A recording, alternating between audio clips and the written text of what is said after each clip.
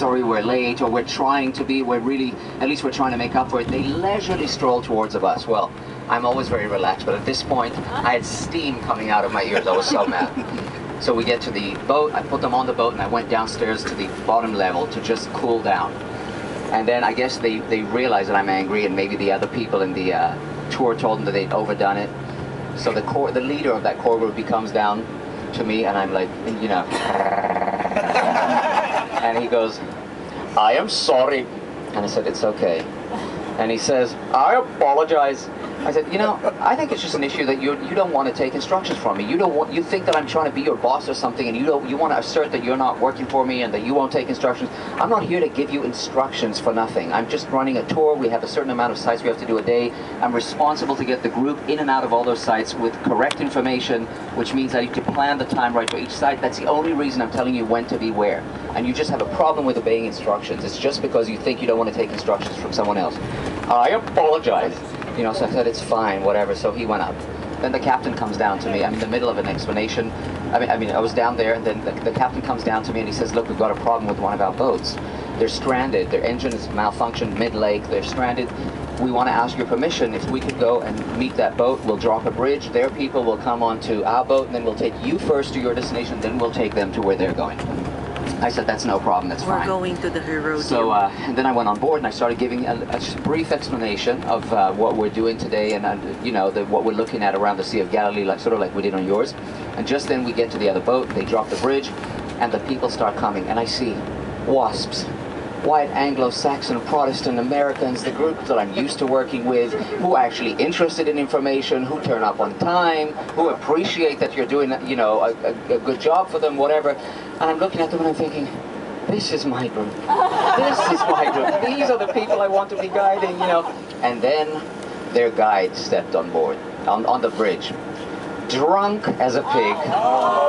Older man, Arab, completely drunk, stumbled over the bridge, a cigarette in hand, which is such a no-no in our company at least. You do not smoke in front of the tourists. And he comes, and I'm with a mic in the middle of the explanation, and we're all watching this. The people are coming and getting seated, so, you know, I stopped the explanation, obviously. And he comes towards the mic, and I said, excuse me, you're in our boat. You're not going to smoke in front of my tourists. You want to speak? I'll give you the mic, but you turn your cigarette off. So he turns it out, and I gave him the mic, and he's drunk, so his speech was very muffled, and he goes, quiet on the boat. And everyone, all my Indians started laughing, and the Americans looked at him with this disdain. It wasn't funny to them anymore. The Indians thought he was kidding or being funny. And he told them, look, we're going to go, this group is going to go first, and they'll take us to where we're going. Then he went down, pulled out a little bottle, and was drinking a little bit more.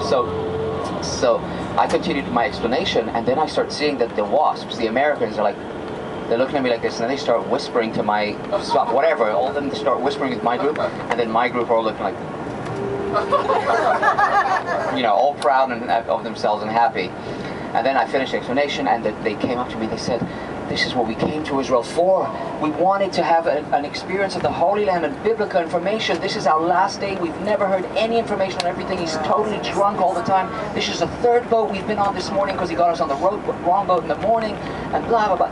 So I gave him the information of Sorrel Tours, and I said, you know, blah, blah, blah. You can contact them. They'll give you good guides, biblically based, whatever. And then I thought, this is my moment. This is my chance. So... Oh, no. So, I wish. But it was the last day, poor people. They came for a Holy Land tour, and it was the last day they never, anyway. So, we get off the boat, they all head for the bus, and then I get on the bus, they're all on board, and they're giggling, all my people from India.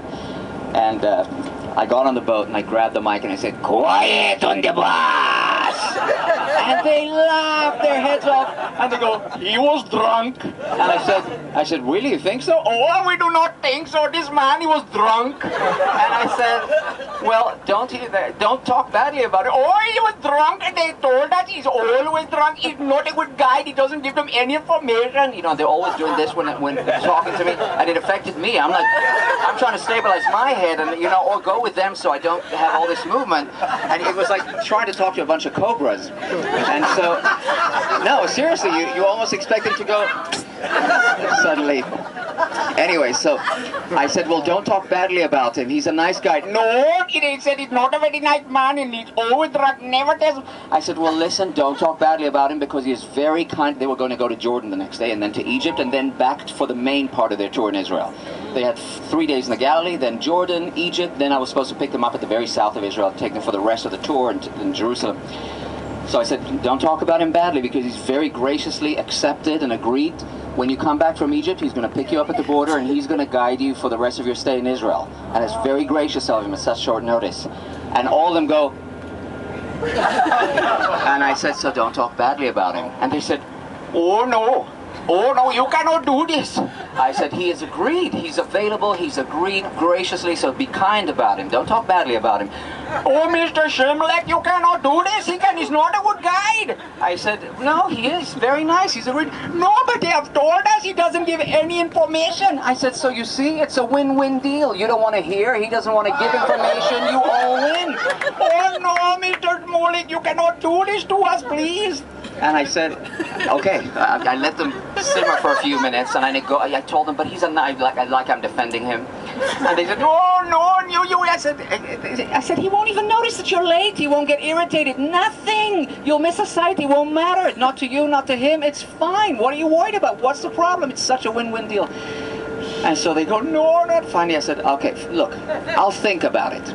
But if I decide to pick you up at the border with Egypt, now, I've never spoken about this. I mean, I've never spoken like this on a bus ever to my tourists. I said, from this point on, you stick to the shadow of my ass like glue.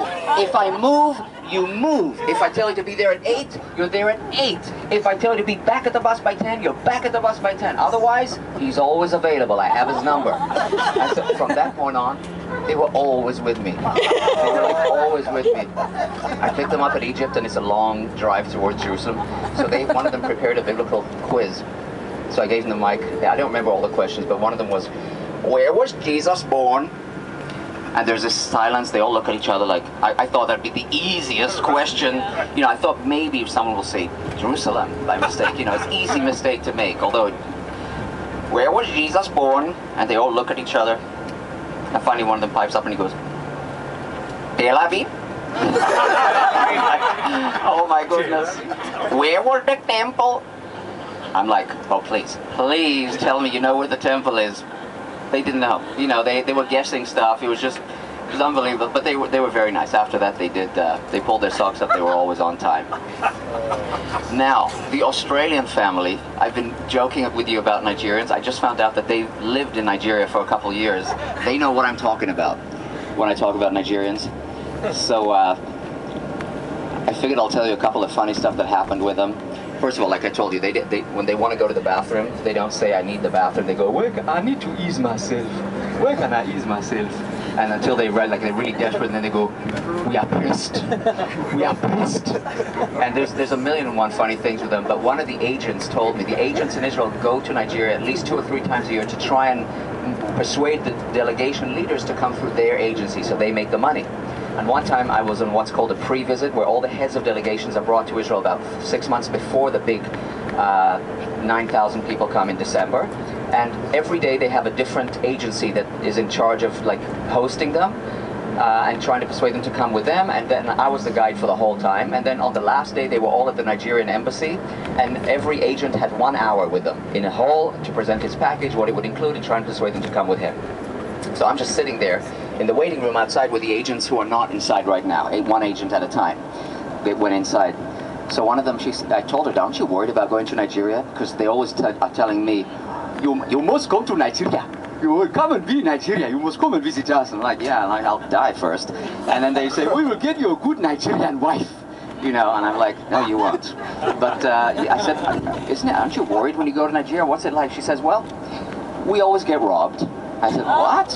And she said, oh yeah, they always rob, but they never harm the white guy. They know for every white guy there's a black guy driving him, and there's a black guy cooking at the house, and so they know people are making money, so they don't harm you, but they rob you. I said, so how do you deal with it? So she says, well, they want 3 things. They want your watch, they want your cell phone, which they call a handset, and they want money. So I said, so what do you do? So she said, I always travel with small amounts of money every time I leave the house.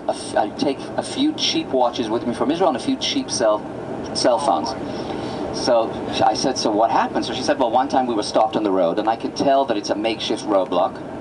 And the guy says, you know, we had to stop. And I said, what's going on? He said, it is a roadblock, madam. You have to pay the road tax. And I said to him, there is no road tax here. I know this road. There is no road tax here. Oh, but you must pay the road tax, 2,500 naira.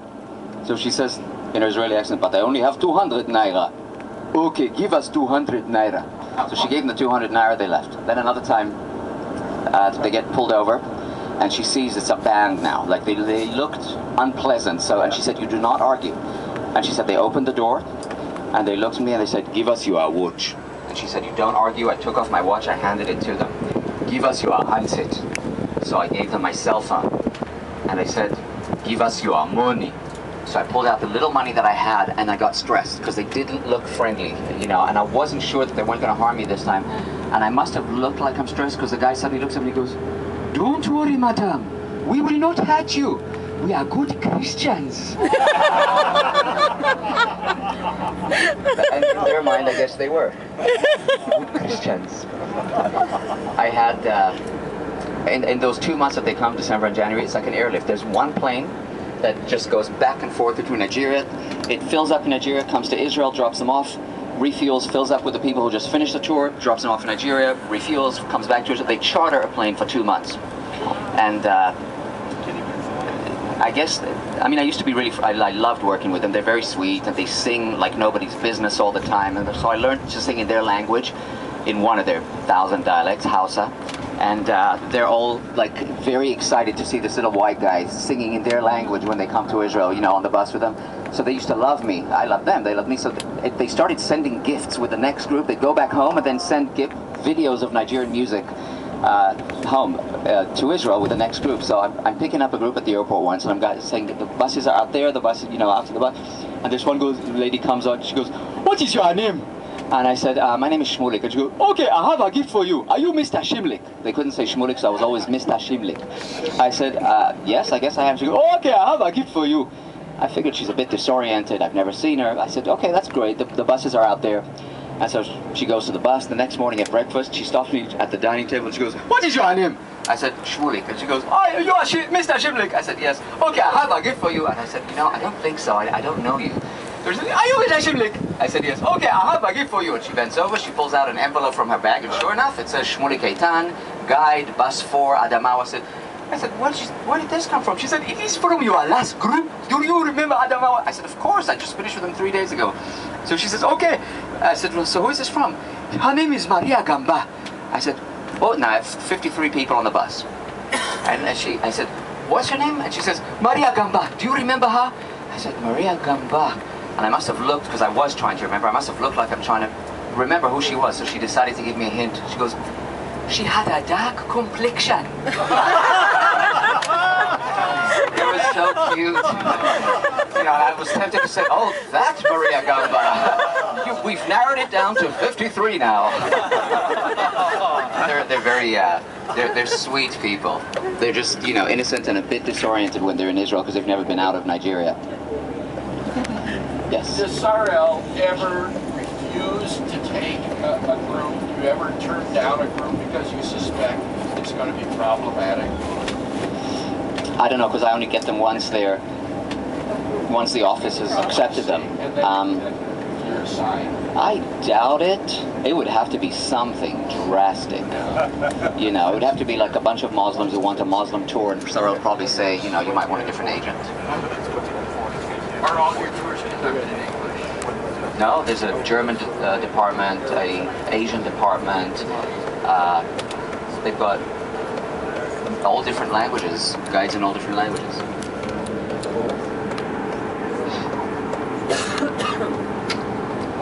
Ooh, we're getting near. Go ahead.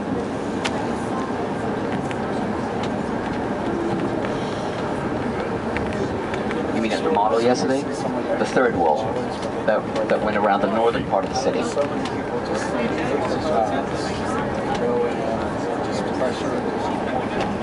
Oh no, they built that third wall. I'm being asked about the third wall that we talked about in the model of Jerusalem yesterday, that went around Jerusalem to the north. It went around all the rural areas that used to be outside the city walls, but when Israel rebelled against Rome, they figured that eventually Rome will get to Jerusalem and try to re-subdue them. So in an effort to try and further make the city even more impregnable and to protect all the people who had farms north of the city, which is all those sort of farm-like residences that you saw in that area, they built that third wall. They had wanted to build it previously, but the Romans never allowed it.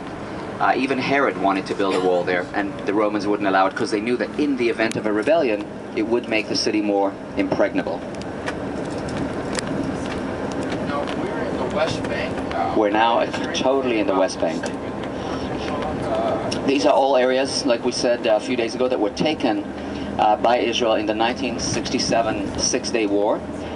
We took them for the Jordanians. The Jordanians, like we said a few days ago, in 1948's War of Independence, they had an agreement with the British that in the event that a war breaks out in Palestine between the Jews and the Palestinians, King Abdallah in Jordan will not take any army west of the Jordan River. He'll stay where he was already as an independent state, in what you know as Jordan today.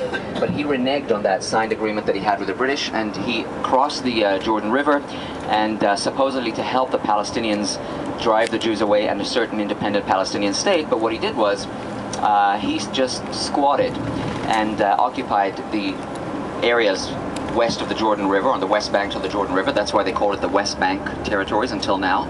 Even though it's on the eastern part of Israel, it's called the West Bank because Jordan annexed those territories and just considered them Jordanian territories on the west bank of the Jordan River. And they thought it would go well. But then in 1967, in the Six-Day War, Israel took those territories, including Judea, Samaria, Jerusalem, the old city of Jerusalem, East Jerusalem, and the Jordan River from the Jordanians. And when we negotiated a peace treaty with the Jordanians, we thought maybe they would take them back, and they wouldn't hear of it. King Hussein of Jordan didn't want to have any of the West Bank back. He basically told us, you took them, you deal with the headache. He learned his lesson in those 19 years, and he wasn't interested anymore. You can see out the left side of the bus in the distance, very distant, the mountains of Moab. They're on the other side of the Dead Sea. Well, now you can't see them anymore. They're in Jordan. That's where Ruth the Moabite came from.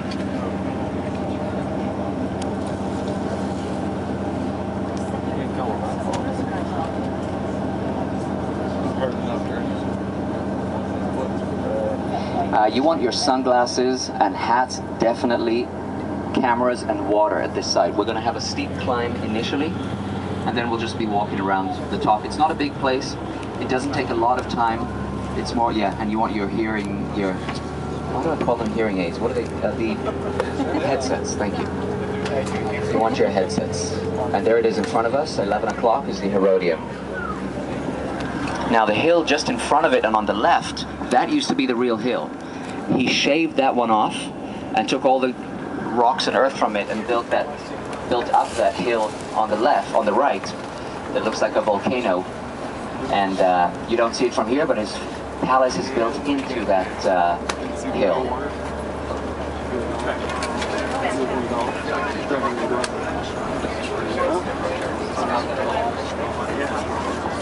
No, I don't want to. This is a Herodium. Yeah. When you see the salt, it's like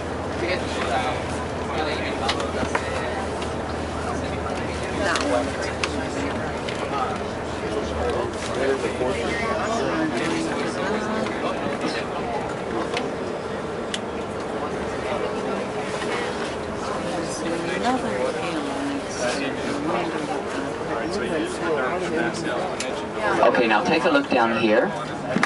Under the hill, he had a little complex of little palaces, sort of like palaces, a big pool here with a gazebo in the middle of the pool, and then apartments and rooms for his guests. And it was like a spa, and there was water fountains there, there was gardens, it was very green. He just made sure he brought water from a distance. Wherever he was, he solved the issue of water, because look at it, we're in the middle of the desert here. But he made sure he built aqueducts and brought water from a distance, and had everything that the people that he needed And the idea is, again, just in case he'd be attacked in this area, he'd have a place to escape to. He's got 7 fortresses in the desert and more palaces all over the country. And the idea is, wherever he is at any given time, if he's attacked, he's got a palace or a fortress palace near him to escape to, and then live at the same luxurious lifestyle that he's accustomed to. And he made sure of that.